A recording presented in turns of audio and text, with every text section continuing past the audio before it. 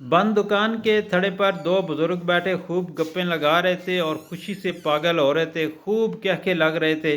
तो करीब में से एक राहगीर गुजरा, तो राहगीर ने पूछा कि बुजुर्गों, आज क्यों इतने कहके लग रहे हैं?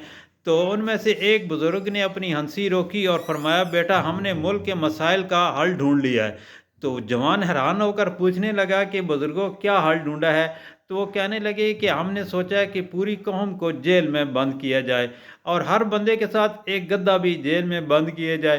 तो वो राहगीर हैरान होकर पूछने लगा कि बुजुर्गों, इंसानों का तो जेल में बंद करना समझ आता है, लेकिन गधे का जेल में क्या काम है? तो वो दोनों एक बुजुर्ग एक दूसरे को देखने लगे और खूब कह के लगाने लगे।